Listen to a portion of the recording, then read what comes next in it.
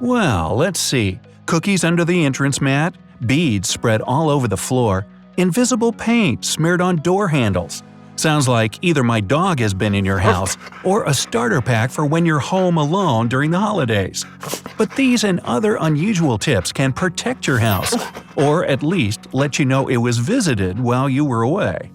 One of the simplest ways to figure out if your house got some uninvited visitors is to stretch a thin, unnoticeable thread across the bottom of the front door threshold. If someone opens the door and steps inside, the thread will be torn and left lying on the floor. Now, the only downside of this trick is that you have to be extremely careful while leaving your own house, otherwise you'll spoil your own trap. Now, leave some crackers or thin cookies under the doormat inside your house before leaving. Anybody who enters your home in your absence will step on the map and crush the flat snacks without noticing a thing.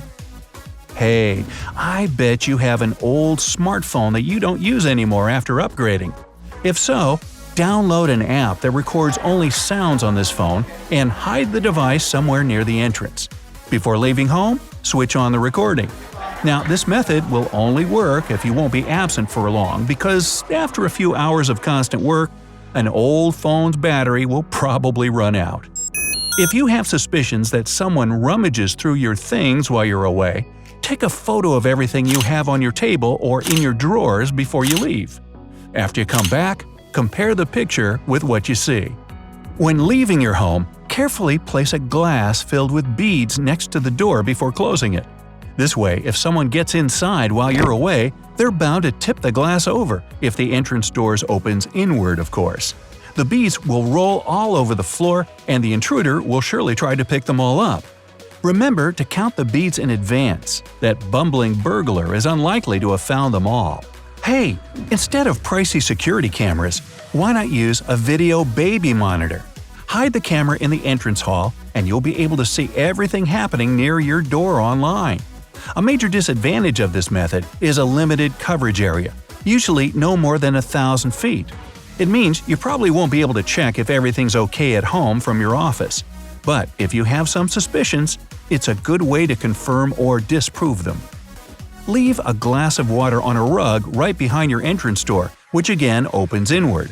When someone opens the door, it'll tip the glass over and the water will spill, and the rug will absorb it. If you have a thick wool rug, it's unlikely to get dry anytime soon, and you'll find out that someone was in the house during your absence. If you're going to be away for a couple of days, this method obviously won't work because, well, even the thickest rug will be dry by the time you get back. Leave the front door a bit ajar, clean the door handles, and spray them with invisible UV glowing paint. Since the door has been left open, it won't be a problem for you to get out of your home without touching the painted handles. An unsuspecting invader, on the other hand, is sure to leave hand or fingerprints on the door handles. When you get home, you'll be able to see these prints under UV light. To scare burglars away, put alarm signs on all your windows and doors. I hear you, alarm systems are indeed quite expensive. On top of their own price and cost of installation, you'll also have to pay a service contract fee every month. But I didn't say you need an alarm system. I was talking about the stickers.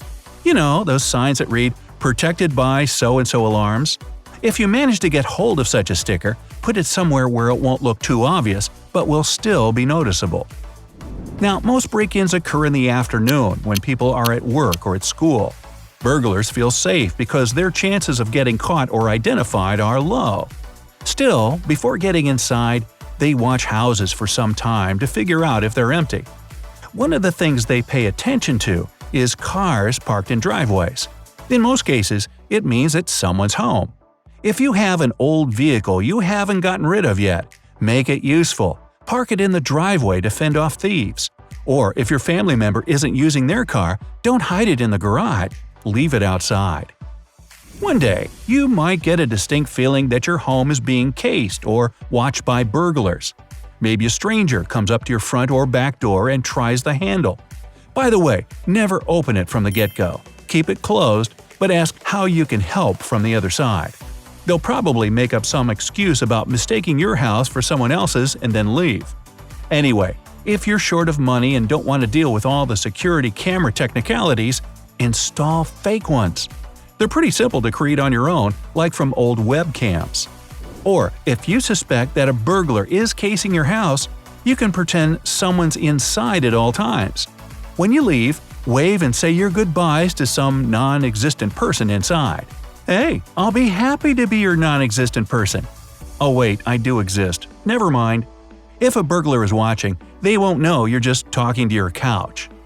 If you're out of town in the winter, ask your neighbors to leave some tire tracks in your driveway when it snows. An untouched layer of snow is a sure way to inform burglars that the homeowners haven't been there for some time.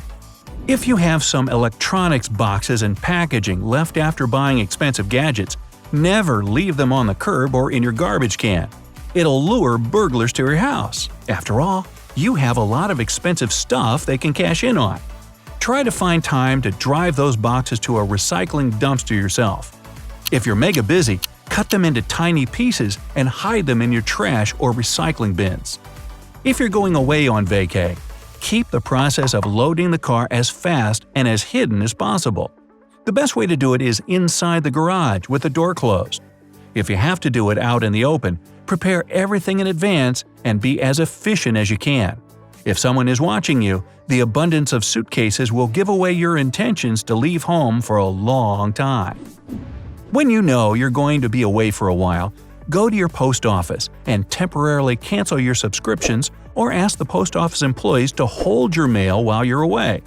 A paper buildup in the front of your home or a stuffed mailbox is an obvious sign that you ain't home. You can also ask your neighbors to collect your mail for you, if you trust them.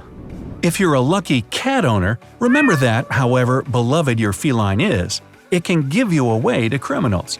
Burglars know that most cats sit by the window when they're bored with nothing else to do. It means you aren't home to play with them. It's better to pass your cat off to a pet sitting service or leave it with a friend when you're planning to be out of town for several days. Keep in mind that if your fairly large dog can get inside the house through a pet door, well, a burglar can probably slip through as well. Equip the pet door with a lock and make sure to lock it every time you're away. Consider putting large reflective numbers on your house and mailbox. It can help the police locate your place as fast as possible if your neighbors call them to report some disturbance in the area. However, that can be a double-edged sword in case you also throw large and loud parties at your place too. Now, windows are some of the most common ways burglars get inside a house.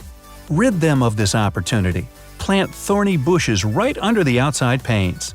No criminal will want to risk falling into pointy shrubs. Hey, if you learned something new today, then give the video a like and share it with a friend. And here are some other videos I think you'll enjoy. Just click to the left or right, and remember, stay on the bright side of life.